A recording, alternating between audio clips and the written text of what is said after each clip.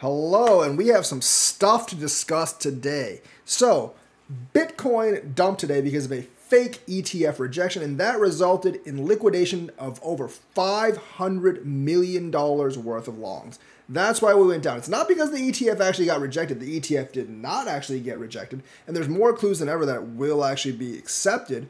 But basically, this little known outlet called Matrixport said they somehow accidentally leaked. Yeah, right. They accidentally leaked a report that they didn't think Bitcoin ETF was going to be accepted to CoinDesk. Now, they don't really have any information or any real evidence to say it hasn't been leaked. They just said based on what they're seeing right now. And since they're not an insider, can't really take that to the bank. But CoinDesk, unfortunately, did actually post their article like it was real fact. So people got scared, thought the ETF got rejected, and there was a sell-off liquidating $500 million. Now, it could have definitely been a market manipulating move because all the signs are pointing to that they will actually approve the ETF.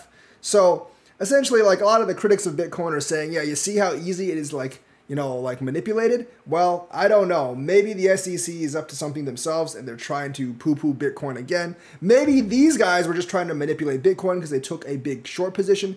I don't believe the accidental leak. These things don't happen accidentally. They obviously wanted to manipulate the price of Bitcoin. So the crypto market sell-off today coincided with the release of a skeptical report by Matrix analysts on the approval of a spot Bitcoin ETF. Jihan Wu, so Jihan Wu is the co-founder of like one of the big Bitcoin mining companies, founder of Bitcoin mining company BitDeer and crypto financial services Matrixport. Jihan Wu has been in many, I think some of you might have forgotten who Jihan Wu was. He was, I think, one of the creators of Antminer. I think he was kicked out of his role a while ago, but he's always kind of been a shady character, and now he's back at it. He said that the widespread dissemination of a report claiming that Bitcoin exchange-traded funds may not be approved in January was not planned by Matrixport and beyond our control. That's obviously total BS. He obviously probably took some, I think he took some positions, and then he just released that report, and somehow it got in the hands of CoinDesk. The CoinDesk people might have actually been in on it too, because that's where it was all reported by everyone else.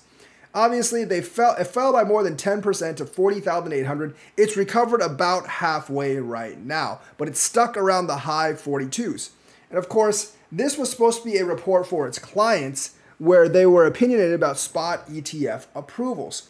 And he basically said it would be rejected by the US SEC because the SEC is not ready.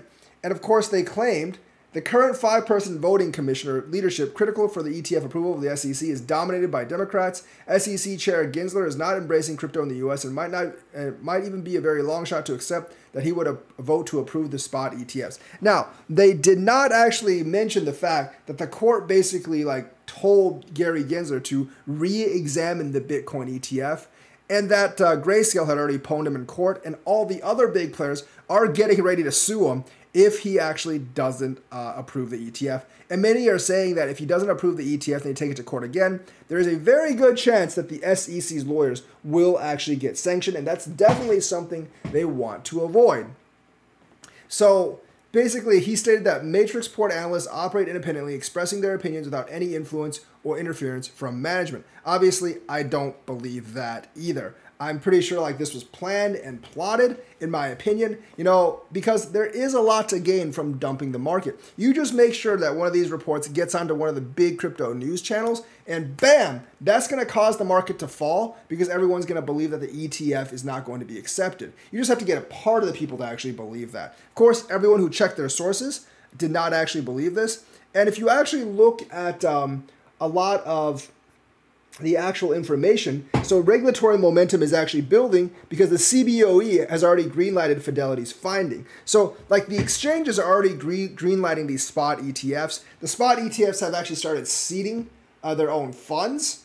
And of course, there's even reports that Gensler and two of the other commissioners, like Hester Pearson and one other one, are going to be in favor of approving the ETF because the courts have basically forced them to take a relook at this. And plus, they worked all the way throughout the holiday weekend. They didn't really take time off. They worked all the way throughout the holiday weekend to put this thing together. And if they were just going to reject it, they wouldn't be working like around Christmas and New Year to get this. So all the other evidence is basically saying that we're going to get the ETF. And there's like reports of Balchunas saying at least 3 SEC commissioners are for an ETF approval. Remember, the SEC panel is a panel of 5 commissioners. As long as the majority says the ETF needs to be approved, it will actually get approved. So like their report doesn't really point to any real data. It does not point to any insider information or any of that stuff. It is just based on the fact that the composition of the court is basically, I think, 3 Democratic and 2 Republicans. And because of that, they do think that the ETF is going to get rejected.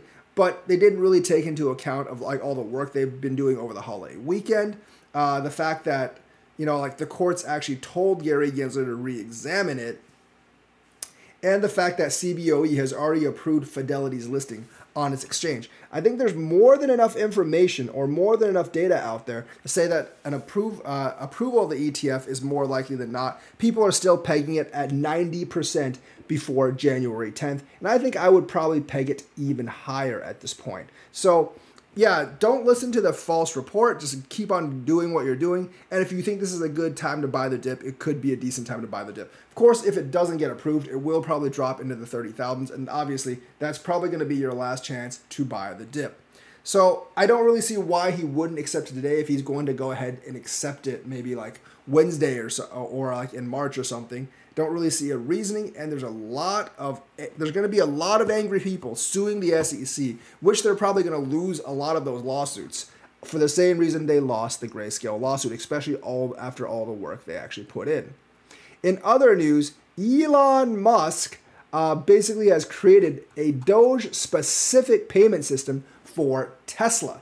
And of course, the market basically says, meh, we don't really care what Elon Musk does. So he does not have as much pull on the market as he used to. So like Doge payments integrated by billionaire Elon Musk into any of his companies have been a hot topic of discussion, but it was not hot enough for today. Obviously, ever since he took over X, people have been saying that, hey, maybe he would actually have Doge on Twitter, and that still might be the case. But he's actually building out a custom Dogecoin payment system for Tesla, maybe to buy like Tesla goods and services, or maybe just to buy Tesla as well. So essentially, like since 2021, in 2021 they implemented Bitcoin payments for electric vehicles, and they halted it. But since then, they haven't accepted crypto payments. So following the integration of Dogecoin payments, one community member who goes by Dogecoin Wins took to X or Twitter to share a particularly interesting fact about how the company chose to go about this implementation. They note that instead of automotive manufacturer going the same way as other companies who use third-party service to implement crypto payments, Elon Musk-led Tesla had built its own Doge-only payment system. The payment system based entirely on the blockchain is significant in the fact that it is no small feat. As Dogecoin community member points out, Musk would have had to hire a number of staff, including blockchain experts. I have the feeling that a lot of this, he just did it to troll people, because he really still does not accept Doge for Teslas, and he could do so at any time. All in all, the company would have had to spend a significant amount of resources to build out this infrastructure. Of course, they put the figure around puts a figure around this for 7 figures, a couple $1 million. But a couple $1 million, you have to remember, is a couple of cents for Elon Musk. He has $200 billion. So now for a company the scale of Tesla, building out such an expensive and time-consuming infrastructure instead of using a third party could point to the fact that they intend to continue to use the product. So if they do, this is really, really good about Doge. And some people are saying that like Elon is serious about Doge. And of course, in a follow-up post, the Dogecoin community members shared their own beliefs about why Tesla built out this infrastructure. Maybe like, Tesla wants subscription services in the future, and they could actually want to use Doge as a payment processor for those subscription services in the future. Sounds a little bit weird, but it is possible. Elon is kind of quirky in that way, and he might just want to use this as his troll tool for crypto. Obviously, both Elon Musk and Mark Cuban are very, very much upbeat about Doge. And they're saying that they want to focus on a specific blockchain technology. It'd be weird if he wanted to focus on Dogecoin technology instead of like some other coin's technology. But that is kind of like the way he is outlining it right now.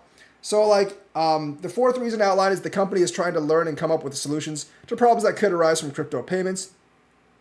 The fifth is that they're trying to do this with a limited selection of low volume, low price, low risk merchandise sales. That's also true. Like you can buy like Tesla fan stuff or Tesla wares. You probably won't be able to buy the actual Teslas with Doge. It's much easier to go through this learning process selling $20 coffee mugs and $80,000 cars, knowing that the true intent of investing all this effort is not to sell coffee mugs and belt buckles, it's to sell cars eventually. So maybe eventually you will be able to buy the cars with Dogecoin, but at least not right now. So that's the news for today. Let me know what you think. Like and subscribe, hit that bell notifications button. Thank you and have a nice day.